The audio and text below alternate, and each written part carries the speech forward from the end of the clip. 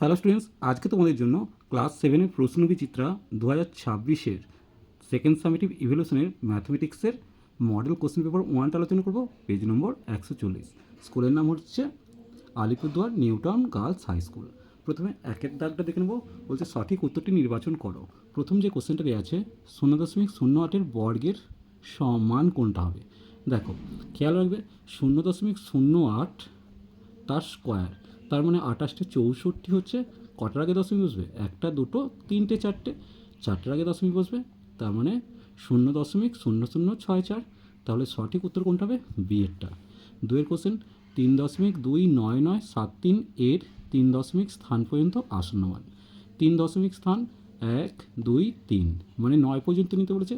দেখো, যেহেতু 9-এর পরে 7 আছে, 5 বা 5-এর বড় হলে এখানে 1 যুক্ত হবে, তাহলে এটা কত হয়ে যাবে? 3.300 হয়ে যাবে, অর্থাৎ 3.3 উত্তর আসবে, অথবা 3.300। এরপর দেখো c-3 তার whole square, c square plus k c plus 9 হলে কে এর মান কত? দেখো, এখানে কেসি মানে আমি লিখতে পারি, কেসির জায়গায় আমি লিখতে পারি -2 ইন্টু সি ইন্টু 3, অর্থাৎ -6c।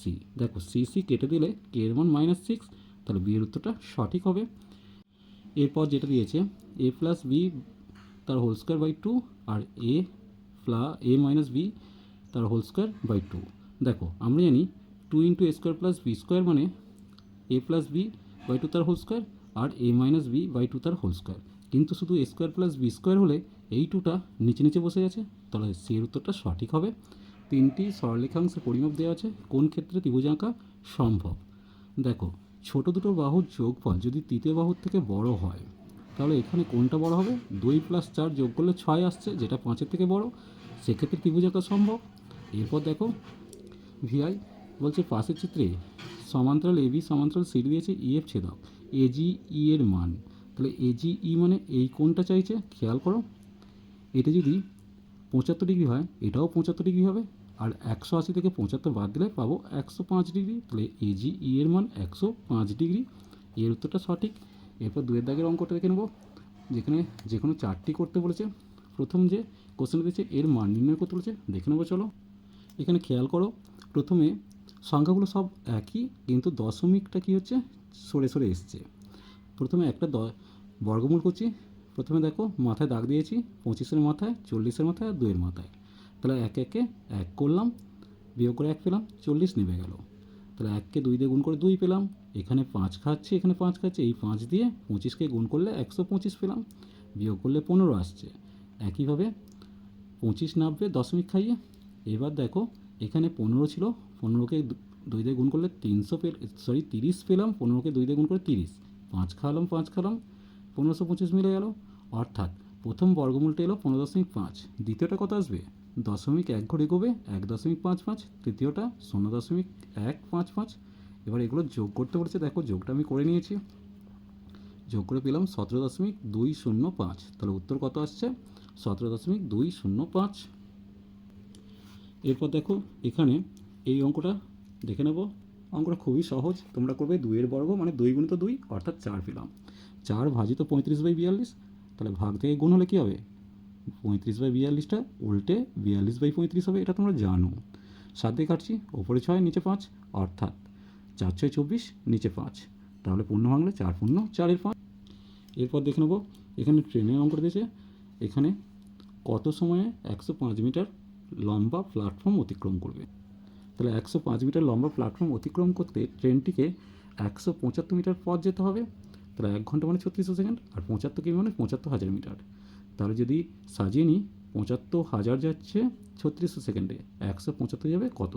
এখন দেখো, দূরত্ব কমলে সময় কমবে, অর্থাৎ সরল সম্পর্ক, ভগ্নাংশ কী হবে? 175/75,000। এবার সময় সমান আসবে 3600 গুণিত 175/75,000, দুটো শূন্য কাটলাম। এরপর দেখো, 5 দিয়ে কেটে ওপরে 35 পেলাম, এখানে 150 পেলাম, আবার 5 দিয়ে কেটে নিচে 30, ওপরে 7, 6 দিয়ে কেটে 6 পেলাম, এখানে 5 পেলাম, তাহলে উপরটা হলো 42, নিচে 5, পূর্ণ ভাঙলে 8 পূর্ণ 2/5 সেকেন্ড উত্তর আসবে।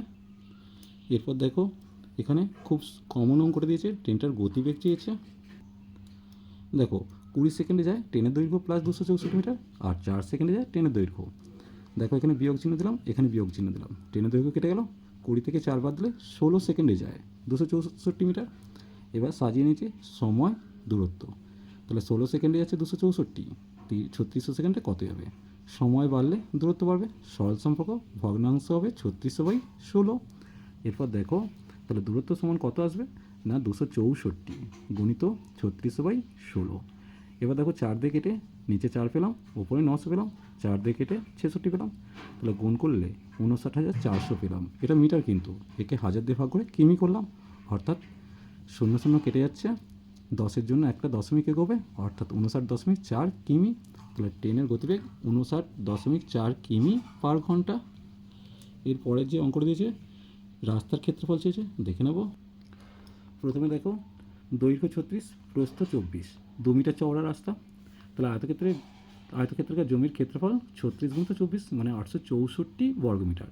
এখন রাস্তা সহ জমির দৈর্ঘ্য মানে এটা চাইছে, এদিকেও 2 মিটার বেড়েছে, এদিকেও দুদিকেই 2 মিটার করে বেড়েছে, তাহলে 36 প্লাস 2 গুণিত 2 মানে 40 মিটার। প্রস্থটা কত হবে 24, তার সাথে দুদিকে 2 বাড়ছে, তাহলে 28 মিটার পেলাম। তাহলে রাস্তা সহ জমির ক্ষেত্রফল কত হচ্ছে 40 গুণিত 28 মানে 1120 বর্গমিটার।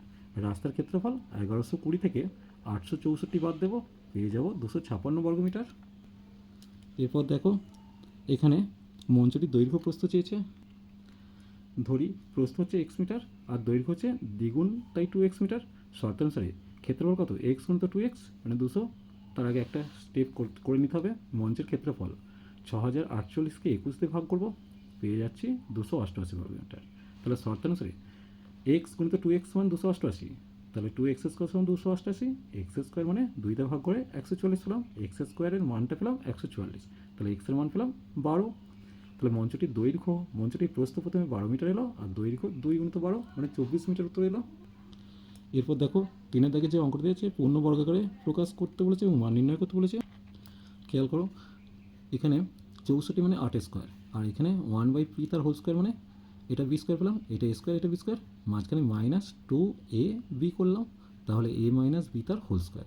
পি এর মান -1 বসাচ্ছি, তাহলে 8 minus of 1/-1 minus minus plus হবে, তাহলে 8 + 1 তার হোল স্কোয়ার মানে 9 স্কোয়ার, তার মানে উত্তর আসছে 81। এর পরটা দেখো এখানে 23 দেখাতে বলেছে।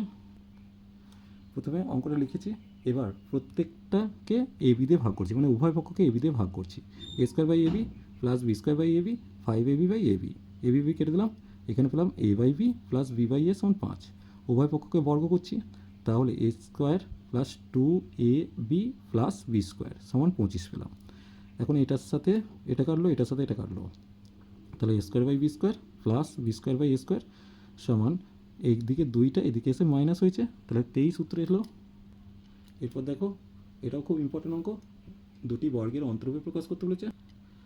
প্রথমে লিখলাম, এবার দেখো 3টাকে ভেঙে এখানে -2 এখানে -1 করলাম। এখন দেখো এটা a square minus 2ab plus b square -1, তার মানে এটা a মাইনাস বি তার হোল স্কোয়ার -1 স্কোয়ার। দেখো এখানে দুটি বর্গের অন্তরূপে প্রকাশ করেছি। এরপর দেখো সূত্রের সাহায্যে সলভ করতে, প্রথমে অঙ্কটা টুকেছি, এখন প্রথমটাকে এ ধরেছি আর এটাকে বি ধরেছি, যোগ করেছি, যোগ করলে কী আসছে দেখো আর কেটে গিয়ে পি মানে 3p থেকে 2p বাদ দিলে পি থাকছে, 2q থেকে কিউ বাদ দিলে কিউ থাকছে, তাহলে পি প্লাস কিউ মানে a প্লাস বি। তাহলে প্রদত্ত রাশিটা কত হলো a square plus 2ab plus b square, তার মানে a প্লাস বি তার হোল স্কোয়ার। এখন a প্লাস বি এর মান কত পি প্লাস কিউ তার হোল স্কোয়ার হলো, তাহলে p square plus 2pq plus q square পেয়ে গেলাম। একটা খুব সহজ অঙ্ক দিয়েছে, দেখে নেবো এই অঙ্কটা। দেখো প্রথমে অঙ্কটা টুকেছি, উভয় পক্ষকে বর্গ করেছি, তাহলে a square plus 2ab plus b square সমান 25 পেলাম, তাহলে 4x স্কোয়ার, এখানে x কেটে দিয়ে 4 প্লাস 1/x স্কোয়ার সমান 25, এই চারটে এদিকে নিয়ে 21 সূত্র এলো। এরপর দেখো গুণফল রূপে প্রকাশ করতে বলেছে, দেখো এটাকে 9 স্কোয়ার, এটাকে x স্কোয়ার তার হোল স্কোয়ার করলাম, তাহলে a plus b a minus b. আবার দেখো এটাকে 3 স্কোয়ার আর এটাকে x স্কোয়ার করলাম, তাহলে a plus b a minus b. এবার দেখো এখানে 3টা আঁকা দিয়েছে, দেখে নেবো পরপর। দেখো প্রথম যে আঁকাটা দিয়েছে 5.5 সেমি একটা বিসি দৈর্ঘ্য দিয়েছে, বাহুর দৈর্ঘ্য দিয়েছে। প্রথমে বিসিটা আঁকবে, এখানে 60 ডিগ্রি কোণেকে আর এখানে 60 ডিগ্রি কোণেকে তার সমদ্বিখণ্ড করে 30 ডিগ্রি কোণ আঁকছো, তাহলে এবিসি ত্রিভুজ তৈরি হয়ে যাচ্ছে। এখানে দেখো এক্স জেডের মান 10 সেমি দিয়েছে, এক্স ওয়াইয়ের মান 6 সেমি দিয়েছে। প্রথমে একটা লাইন টানবে, সেখান থেকে 90 ডিগ্রি কোণ আঁকলে 90 ডিগ্রি কোণ করে এখান থেকে এক্স ওয়াই 6 সেমিটা কেটে নিলে এক্সে বসিয়ে এক্স জেডটা 10 সেমি কেটে নিলে তাহলে এক্স ওয়াই জেড একটা 90 ডিগ্রি ত্রিভুজ তৈরি হলো। এরপর দেখো তিনটে বাহু দৈর্ঘ্য দিয়েছে 6 সেমি, 5 সেমি আর 7 সেমি। প্রথমে কী করবে, নিচে বা সরলরেখা টানছো, সেখান থেকে কিউ আর মানে 5 সেমিটা কেটে নিচ্ছ, এখানে বসিয়ে 6 সেমিটা কাটছো, এখানে বসিয়ে 7 সেমিটা কেটে পি কিউ আর ত্রিভুজ পেয়ে যাচ্ছ। এরপর দেখো স্তম্ভচিত্র দিয়েছে পরপর তিনটে। দেখো স্তম্ভচিত্রগুলো খুবই সহজ, ক্রিকেট খেলা, ফুটবল, সাঁতার, হকি, খোখো, আর এটা ছাত্রছাত্রীর সংখ্যা এদিকে দেখিয়েছি 1 2 করে করেছি। চলো আজ এই পর্যন্তই, নেক্সট ভিডিও নিয়ে খুব তাড়াতাড়ি হাজির হবো। ভিডিওটি ভালো লাগলে লাইক শেয়ার কমেন্ট করো, পারলে চ্যানেলটিকে সাবস্ক্রাইব করে নিও। চলো টাটা বাবাই।